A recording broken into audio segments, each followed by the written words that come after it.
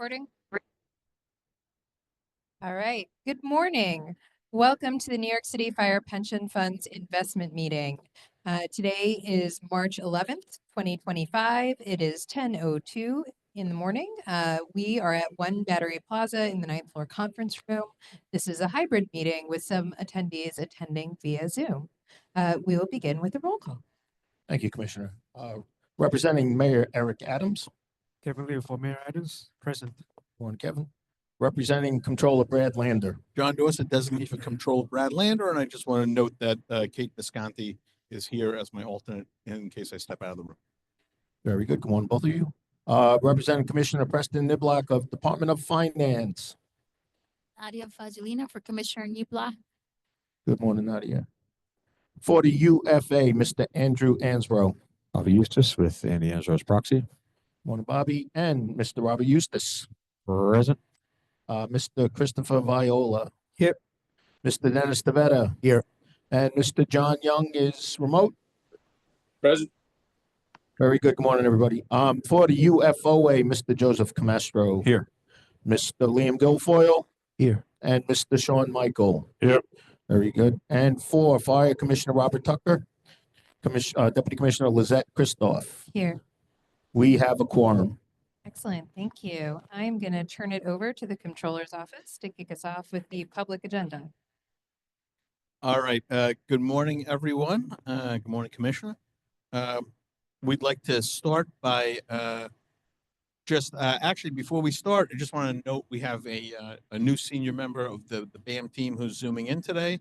So Valerie Redhorse Mole is zooming in today. She is the new Deputy Chief Investment Officer.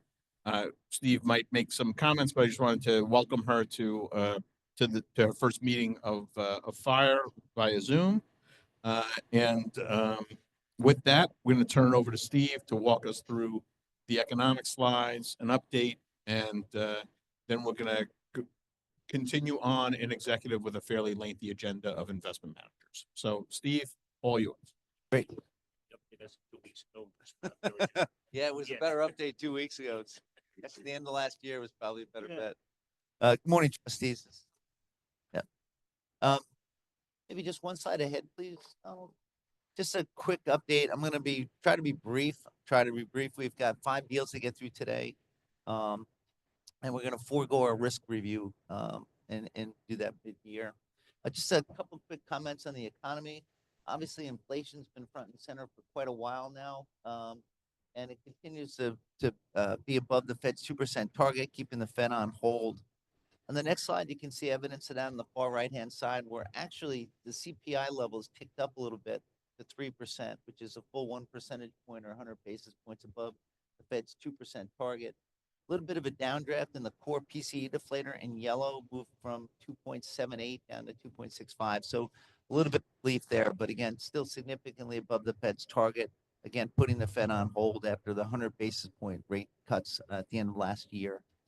On the next slide, the phenomenon about sticky inflation above 2% targets is not just a U.S. phenomenon. It also applies to the UK and the Eurozone. And you can see evidence of that on the far right, circled in red. On the next slide, a couple of things in the press recently, Sean, to your point earlier, that's driving some of the concern of the marketplace is the fear of stagnating growth here domestically in the U.S. And that ugly word stagflation is back about these days. And for those of us that are old enough to remember the mid and then the late 1970s, where we had stagflation associated with oil price shocks in 73, 74, 78, 79, and 80, it wasn't a pleasant time. Stagnant growth, but with stickier high inflation. No one expects it to get to the same levels that it was at in the 1970s, but again, it is a concern. On the next slide, just a look at employment, or I should say unemployment. So the unemployment rate actually ticked up a little bit from 4.4% to 4.1% in February. It averaged about 4% for the full year of 2024. That's still a strong showing. So unemployment is actually still well behaved. The labor force participation rate in orange came down a little bit. If you notice, it never got back to where it was pre-pandemic. And I think that may have to do with a lot of the baby boomers that are hitting 65 and stepping away. from work and retiring. Steve, out of curiosity, does it seem like they want more unemployment in order to bring down? No, I don't think so. I think that they like the fact that people are at work. I mean, if that's a question about the deportation, the immigrant. It's more about the layoffs. I'm just Yeah. curious, like, if Yeah, that's it's the tactic to bring yeah. down. I don't think the layoffs are that meaningful. I think in total, you know, the government, federal government employs about 2%. There's probably a lot of other contractors that are attached to that.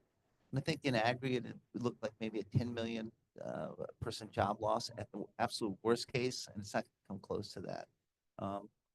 Please not reflected it, you know, some sort of, they're exempt from the. No, maybe there's- I just- No, they're actually still in the numbers. When we get the employment or non-farm payroll numbers, it actually is components of private market and public and government workers. So they're in the numbers, but again, the thinking, at least right now, is that's noise. Now, having said that, Liam, to your point, I wouldn't be surprised to see some level of disruption. At the margin, it's going to increase unemployment claims and can put some more upward pressure on employment, which would not be well received. And remember, the Fed has a dual mandate, stable prices and full employment. 4%, 4.1% unemployment is actually quite good, particularly given where it had been historically. On the next slide, it's a quick look at where we are from a growth perspective. Many of the markets today, as I said, are concerned about the U.S. tariff initiatives and the fact that they may actually stifle U.S. domestic growth and global growth. And as I said earlier, with inflation, stagflation, which is not a great economic outlook. The newest administration policies are having a negative impact on a number of things. Consumer sentiment, business sentiment, and investor confidence. And all these things kind of weigh on each other to slow the economy down. I don't know if anyone saw, but there was a release after the close yesterday of earnings expectations for Delta Airlines. The stock is down double digits before it opened this morning. I don't know where it is now, because they said that they expected their revenues to, or I should say earnings to be cut in half in the first half of the year because consumers are pulling back. It's the uncertainty. It's not that people don't have jobs, and it's not that they are concerned about inflation, but they don't know what the future brings because of all the uncertainty and the disruptions in DC. So it's having an impact on the economy already. On the next quick look at economic growth around the world, it's actually, as I said earlier, it looks okay for now. Economic growth at 2.3% in the fourth quarter. That's above trend. Trend is just a fancy way of saying what's average, what's expected. And that's typically between 2 and 2.1%. So a little above trend, but again, a slouching southward. I'd say a more positive outlook. We've seen some upgrades in terms of economic growth expectations out of Europe. Given the concerns about the willingness and ability of the U.S. to continue to provide defense support for Europe, there's going to be a lot of increased spending on defense and infrastructure in Germany in particular, which will certainly support growth in that region, which has been a sleeper for quite a while. Spain does, France does, Italy. Like contractors and stuff like that, or do they rely on Boeing and? It's nascent. I shouldn't say it's nascent. It's been diminished over time because there's been a more heavy reliance on U.S. and U.S. manufacturers. So that's a great question. Are they able to scale up quick enough to be able to, Even in this, it's only like 3 defense. Yeah. Yeah. Yeah. Actually went against their own government's mandates. Yes, it did. It did. It's a changing time. You're absolutely right that they're gonna, and I wouldn't be surprised to see them develop nuclear weapons at some point, which Germany doesn't have at this point. They can't rely on the U.S. because they've articulated, or our country or current administration have articulated an unwillingness to continue to do so at the same rate and scale. So, yeah. On the next slide, a look at a couple issues. So the Fed, as I said, is on hold after 100 basis points in cuts last year.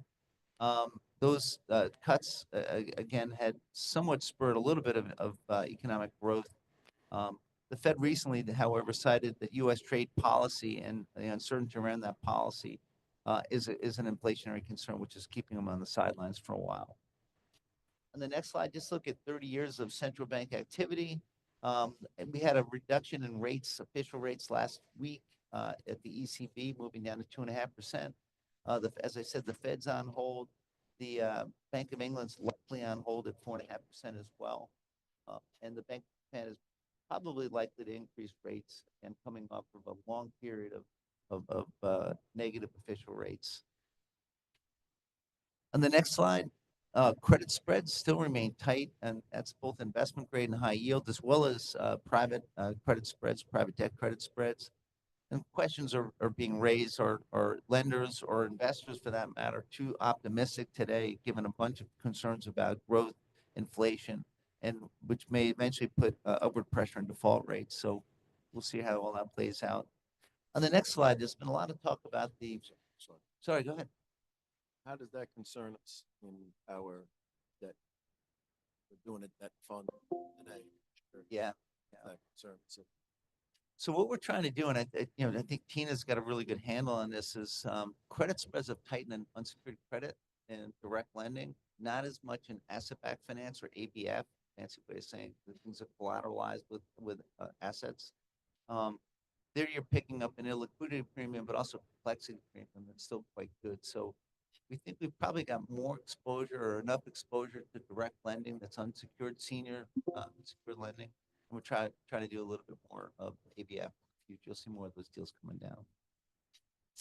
On the next slide, this is actually a new slide that Dan Haas and I put together that shows a balanced budget on top in red. Shows that in 2024 fiscal year, we ran a deficit of $2.1 trillion, which is about 7% of GDP, which is really quite significant. And you can see the ratcheting up over time of our debt burden in the United States at 36.2 trillion. 29 trillion of that is held by the public, and 7 trillion of that is intergovernment holdings, such as debt owed to the Social Security Trust Fund. What was interesting about 2024 is that our interest expense associated with servicing this debt, this public debt in particular, actually exceeded what we spent on defense.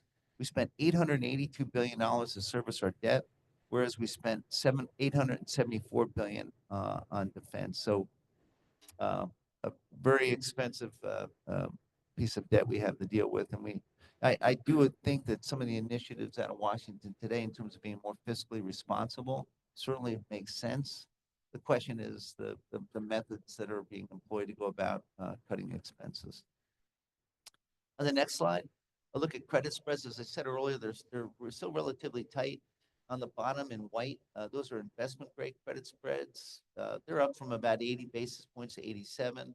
And in the last 2 weeks, actually high yield credit spreads have moved up from about 280, 284 up to 294. So starting to move in the right direction if you're concerned about increase in defaults or a slowdown in growth. You should think about these credit spreads as the additional yield or the additional income you actually get by investing in corporate bonds over and above what you have for comparable credit. And the wider the spreads, the better it off is for investors putting new money to work. On the next slide, a quick look at U.S. Treasury yields. On top in red, that's the most recent yield curve. You can see for the most part, it is disinverted. I mean, it's positively sloping, and that further out in term, you receive a yield premium or a pickup for investing longer. If you look at this relative to the blue line at the bottom, that's from the 2021. You can see the you were receiving off of your holdings was much lower. The yield was much lower. So the good news is that even though it's been painful to get here the last couple of years with a backup in yields, your fixed income is now generating more income for the portfolios. Again, credit spreads are on top of those base rates. That's a fancy way of saying the red line is your base rate, Treasury risk-free rate, and on top of that, you earn a credit spread for investment grade, high yield, and then private debt as well. On the next slide, a quick look at U.S. Treasury yield history. You can see that there's been a lot happened in the course of 10 years. Right now, U.S. Treasury 10 years this morning, we're at 423 in green, and 2-year yields at 390 this morning, which is, again, a positive 2s 10 slope. This may have to do, in terms of the decline in yields recently, may have to do with concerns about growth, perhaps even a flight to quality, given the uncertainty in Washington as people move out of risk assets such as equities, John, to your point earlier, and buy what are considered to be safer U.S. Treasuries. Let's see, next slide. It's just at the other slope yield curve, twos, tens. This is an old slide from early March. Actually, that spread now is 33 basis points this morning. On the next slide, a quick look at equity markets, both public and private. On the top, you can see they've had some challenges in public equities, particularly here in the States. As of last look, the NASDAQ is down. This morning was down year to date, 9.5%. 10% down is considered correction territory. If you juxtapose this relative to European stocks are up to the Euro 50 is up about 15%. And that includes the tailwind you've gotten from the euro appreciating relative to the dollar, which has been significant. At one of these last conversations, I mentioned that the euro was moving towards parity with the dollar, meaning 1 euro buys $1 and vice versa. That equation now is each euro buys $1.09, so it's appreciated in value quite significantly over the last few weeks. See, next slide. Just a quick look at fourth quarter returns with the U.S. outperforming developed market ex-U.S. And emerging markets, which were down quite significantly at the end of the year. We had a significant backup in yields, which drove treasury prices down 6.1% as well. So kind of a tough quarter end for non-U.S. investments and bonds. And we've seen a reversal of that more recently. On the next slide, you've seen this slide before, but Dan Haas and I decided to highlight the two downdrafts that you saw during the global financial crisis and the interest rate hikes in 2022 in green. And this is just a reminder that markets do correct periodically. It's pretty standard for the S&P 500, for example, to correct 10% every couple of years. As I said, we're approaching that territory right now with NASDAQ down 9.5% year to date. So we'll see how that goes. It's not necessary. Well, it's never a time to panic. Necessary to be such a bad thing to see prices correct and some more rationality come into the marketplace. Much more rare on the right-hand side. Bonds typically generate a positive return because of the yield of the carry or the coupon that they pay. And again, the downdraft we saw in 2022 was significant because rates had gotten just to such a low price or yield. And the next slide, question up top, does uncertainty hurt the economy? And I'd say absolutely.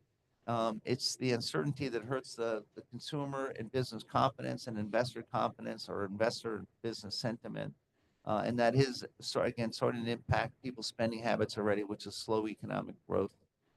So we'd also expect to see as a result of that an increase in asset price volatility.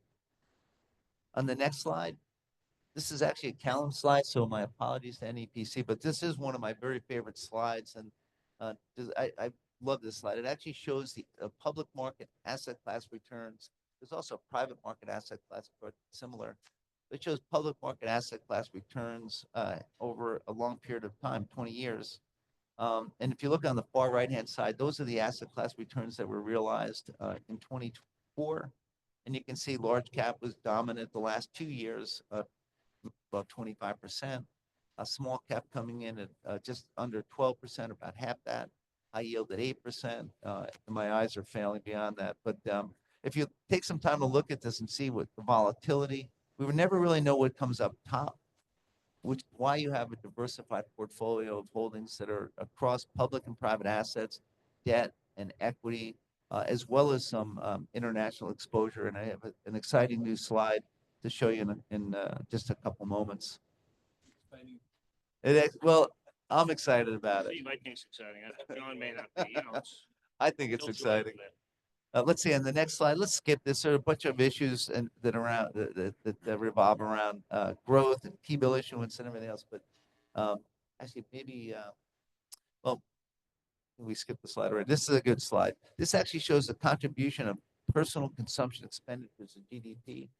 And at the end of 2024, you can see that was fully 2.8% of GDP, which is about 3%. We actually came at 2.3%. So there was some pullback in business, but the consumer has actually been a real engine for GDP growth historically. Remember, this time period also includes a dramatic and significant increase in rates and a sell-off in equities. So the consumer has actually been quite resilient throughout.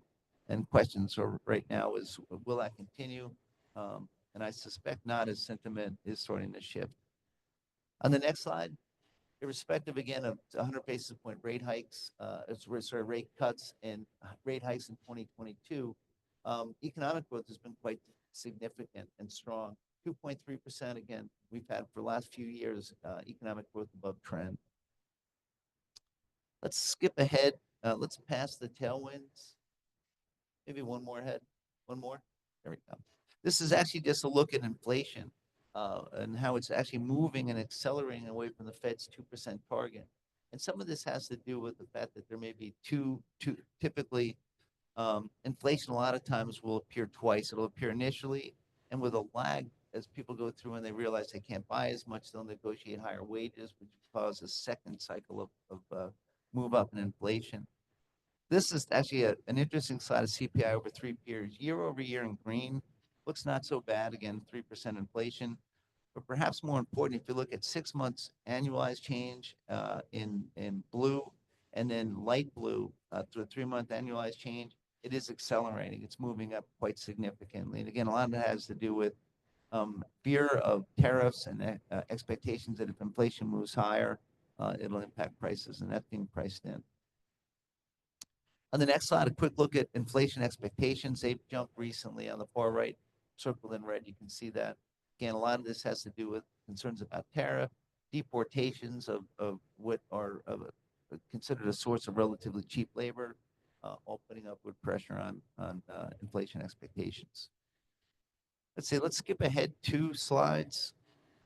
Concerns about the trade war. This actually looks at the Trump 1.0, his first administration, relative to where we are at the outset of his second administration. Again, just economic, this is an economic policy uncertainty index. You can see that it spiked.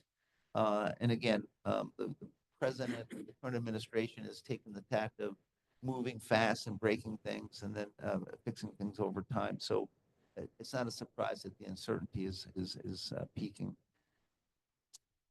On the next slide, a quick look at just revenues that S&P 500 companies earn from outside of the United States. So at 41%, international trade is really important for large cap stocks, less important for small cap, but very important. Again, contributing 41% of revenues for these firms. Now, this is another exciting slide. This isn't the one I referred to earlier. This is a really interesting slide. One more ahead, please. This one, yeah, that's it. So actually, China joined the World Trade Organization in December of 2001. This chart reflects that where the U.S. was the main trading partner for most countries in the world in blue, and it's in 2000. On the next slide, look at where we are as of 2020. China is now the leading trading partner of over 120, I think it's close to 127 countries around the world. And again, it's only been 20 plus years since they joined the World Trade Organization. So it really reflects just how important China has become to world trade. So the question that, or the comment that I raised at a previous meeting regarding the slide is, with the current state of affairs between Canada and the U.S. and Mexico and the U.S. and the pending tariffs, what is the probability that that changes also, and the 2 blue that border the United States go red also? And I guess we should just point out that we believe Afghanistan is the only blue one on the right. So on the right of that map, that's come up in the previous meeting also, we believe that is Afghanistan.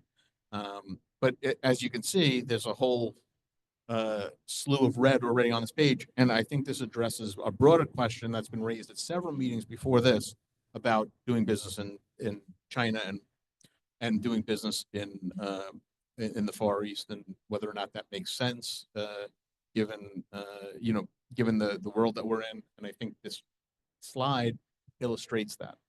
that. John, actually, those are all great points. I think the other takeaway for me is, look at Europe.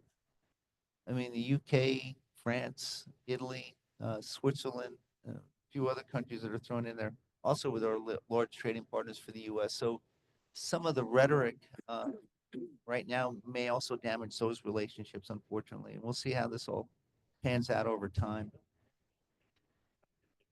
Yeah, or the trading part, doesn't automatically make it a great investment as investors. Just because. Yeah. The inability to have capital. Yeah, no, and I mean, I'm making a broader. Still major Yeah. concern.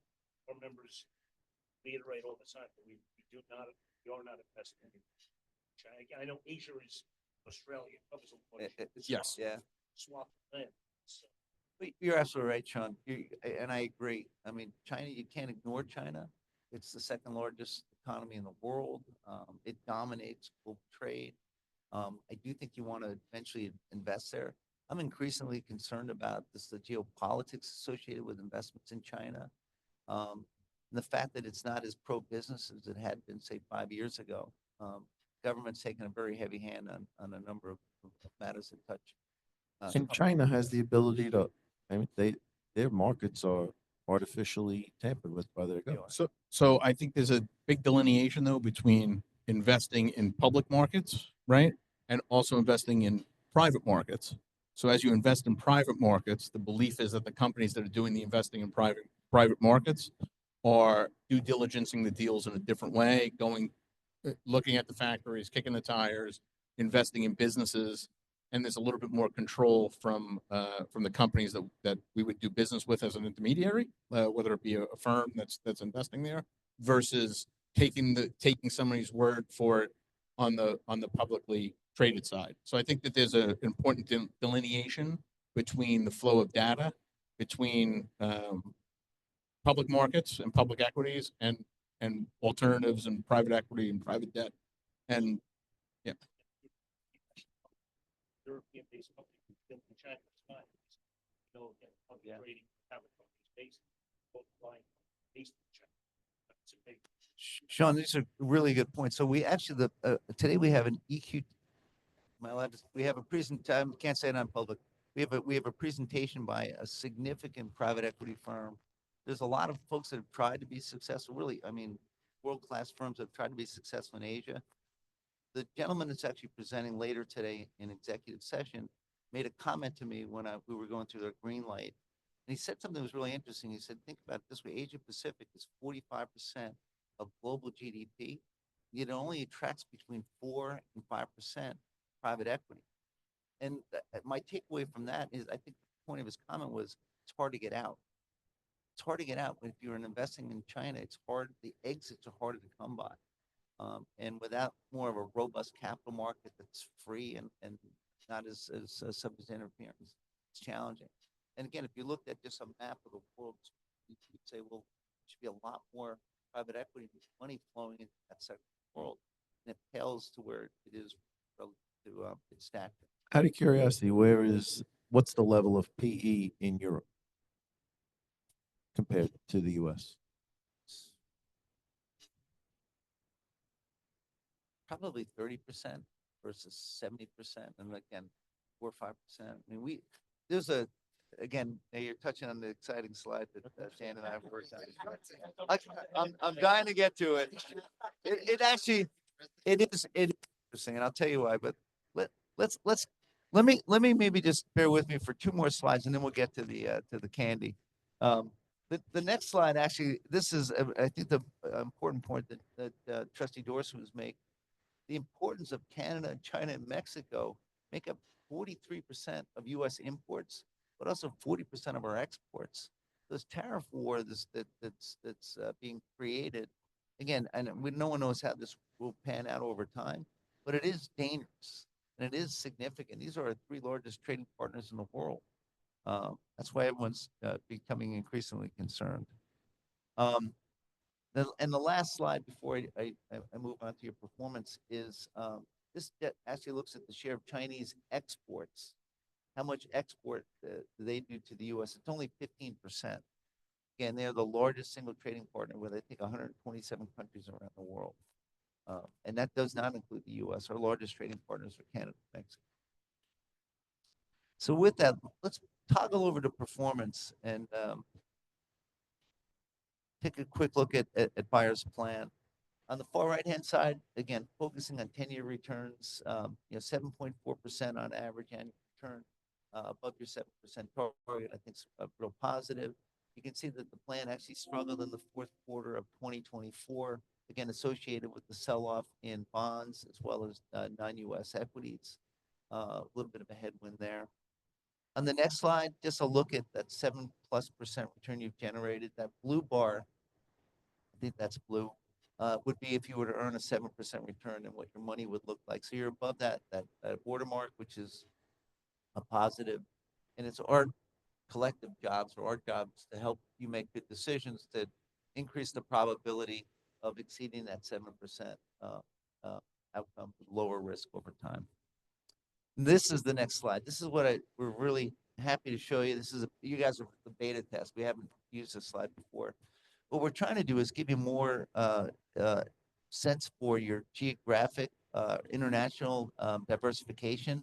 And the issue is, well, we're a U.S.-based investor with U.S. liabilities. You have a bias towards dollar-based investment, but you still do have holdings outside the states. The one that I think is most interesting and really significant is infrastructure. Infrastructure, as you can see on the far right-hand side, it actually shows the, let's look down, halfway down, it says infrastructure, 265 million, that's 52% of your assets in infrastructure. 180 million in Europe, that's 35%. 32 million in Asia Pacific, that's 6%. And you do have a little bit of exposure into Central America, and then a nascent exposure, very small rather, in Africa and in the Middle East. But if you look across the asset classes, now the other one that's kind of a wild card on the far right-hand side is cash. Your cash holdings are all US dollar denominated. The red actually shows the country of risk, which means that we invested in, I believe it was an Irish bank that shows up in your cash position as European exposure. But again, it's still US dollar exposure, issued here in the States in dollars, but from a non-US entity. But again, can spend some time on this, but I thought it was interesting just to remind ourselves of the international diversification that your portfolio has. I mean, next slide, Donald. A look at your net public market returns. As I said, the fourth quarter was a little challenging. On a net basis, you underperformed, or you delivered a negative return for developed market ex-US and emerging markets. Fixed income, again, has had some challenges with a backup in yield. You've gotten a lot of that back with the rally recently in 2025. But again, focusing on long-term, look out 10 years, pardon me, public US equities up 12%. Again, that's a pretty significant outcome. I don't mean to put Doug on the spot, but US equity return expectations for the next 10 years on average, Doug, 6-7%. Yeah, okay. So this, you can't expect to see this 12% over the next decade as well. So a little bit of a pullback should be expected.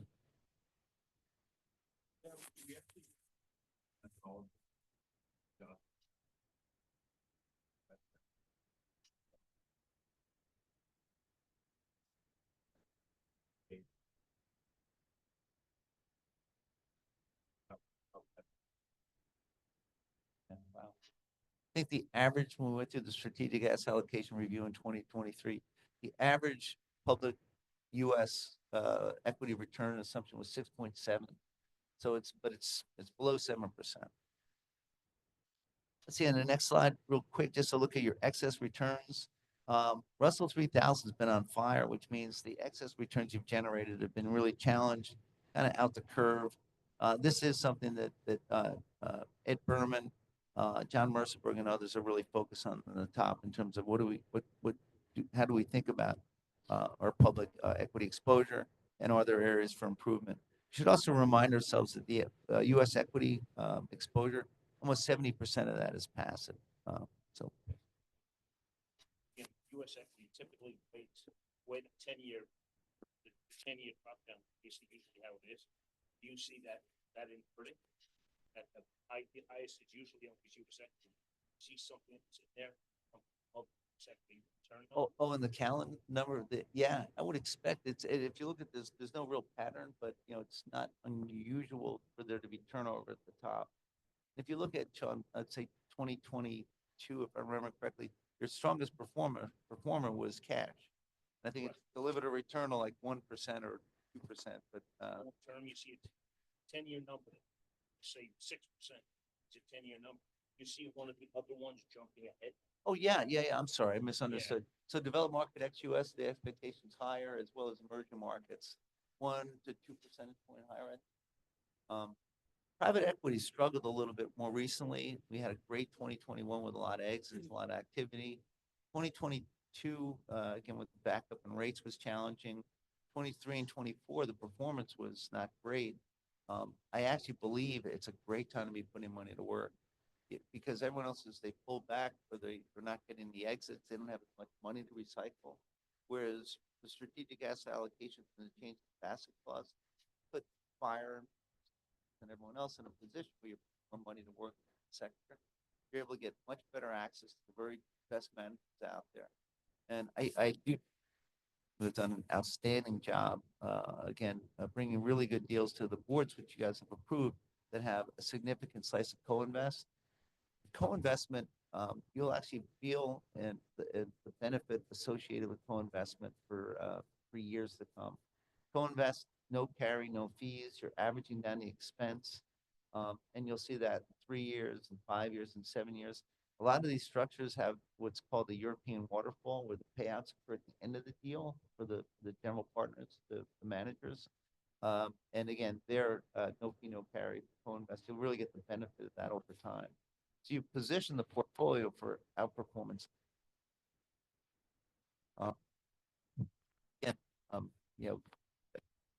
The quality managers that are out there. This careful in terms of picking your strategies and your managers. Out of curiosity, in the private equity world, is there more of a leaning towards staying away from companies that are doing leverage or more leverage due to the interest rate environment? It depends. I mean, some of those strategies, like growth equity, has typically more equity in those deals. The buyout leverage related, so it's not really a question of. I mean, there was a lot of really successful deals when rates were much higher. It's what did you expect and what did you price in when you bought something? So I think putting money to work now and with current rates, listen, it's going to be a little more challenging without free money, but that's a good time to continue to invest. And base rates, Liam, if you look historically, I mean, Still low. 4.2%. And I remember when there were 16% 10 years, the 10-year yield. So, yeah. So, I can hear Ted rattling around, shaking yes next to me, but yeah. All right. Next slide. This is a little bit of a confusing slide, I think, but it's chock full of good information. If you look on the right side, those bars, the dark bars are your performance. The light bars for these different time periods are the benchmarks. And you can see, for example, cash is outperformed again. You have a very small holding in cash. Yield, high yields outperformed. You've outperformed your benchmark consistently. Emerging market equities, you've outperformed your benchmark consistently. And U.S. equities, again, we're still trying to get that right, as well as core fixed income. We're still trying to make the appropriate adjustments there. Next slide, just a quick look at buyers' public market fees. This is annualized. We're showing them on a quarterly basis.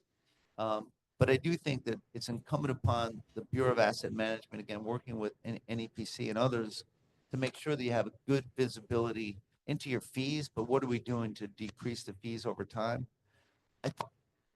Snapshot that your fees for public market management is 23.6 million for the full year 2024, quarter over quarter, fourth quarter to fourth quarter. And you can see the breakdown of those fees. On the bottom part, in that dark gray, your average fees for public market management is 15 basis points.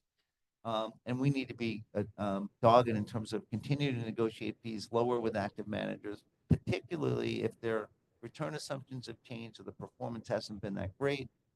or perhaps think about different strategies that have a lower fee base, such as systematic investing for public equities. On the next slide, just to look at your net private manager returns. Again, I focus at 10 years. In the 1 year period, again, September to September, real estate struggled a little bit with higher interest rates and still a little bit of headwind for office. But again, focusing on 10 years out, strong performance pretty much across the board. The other thing I'd say about alternative credit is obviously it's gotten a lot of attention by the marketplace recently. Not so much for fire. It's been a core strategic holding, although you've increased your allocation, which we're putting to work again over probably a 3-year pacing plan. But again, you look at the 1-year returns at 11.1%. 3s, 5s, and 10s a little below that, but I do think that you still want to continue to put money to work there. Let me skip ahead to the end. I think we've kind of beat a dead horse. We're going to skip the risk review, but we're probably going to do that on an annual or semi-annual basis. But with that, I'll open up any other questions. Okay, seeing none, and I'll remind everybody, Steve is available between meetings. He even does birthday parties, if needed. But he is available between meetings to address any questions as the markets are turbulent at this time. If you feel the need to ask a question about what's going on, please don't hesitate to call. And Kate and I are happy to help coordinate any of those phone calls. So I believe that concludes the public agenda. And with that, I'm going to make a motion to exit public and enter into executive session. Second. Any opposed? Hearing none, the motion carries. Please stop the recording. Excellent. We are now in the firefighters variable supplement fund meeting. We will begin with a roll call. Gamaliel, present. Controller Brad Lander, Mr. Dorsa. Present. And for Commissioner Niblock from Finance, Nadia Fatou. Present. For the Present. and for the UFA, Mr. Present. Okay, so I'd like to note receipt of the quarterly report for the firefighters variable supplement fund. Excellent. That was the only Okay. item on the agenda. And now I will make a motion to exit the firefighters variable supplement fund and enter into the fire officers variable supplements fund. Second, Liam Guilfoyle. Okay, you can't, I'm sorry, can't second that. You're not in that meeting. All right, now Thank we you, please, now we fire. are in the meeting of the fire Yes, officers. any variable of, supplement. okay, there was no opposition. So we are now in the fire officers variable supplement Okay, fund so- meeting. We will start with a roll call. Once again, for Mayor Eric Adams, Gamaliel, present. for for Controller Brad Lander, John Dorset doesn't need control Bradley. and for Department of Finance Commissioner Niblock. Nadia Fazulina, present. For the UFOA, Mr. Castro, here. Here. We have a quorum. So I would like to note receipt of the fire officers variable supplements funds quarterly report. And with that as the only item, I would make a motion to exit the fire officers variable supplements fund and enter into the public session of the fire department, the fire pension fund. Excellent. Is there a second? Second, Liam Guilfoyle. Any opposed? Hearing none, the motion carries. We are now back in the public session of the Fire Pension Funds investment meeting. During the executive session, the board discussed various investment matters. And I would make a motion to adjourn. Is there a second? Second, Liam Guilfoyle. Any opposed? Hearing none, the motion carries. We are adjourned. Thank you all. Thank you.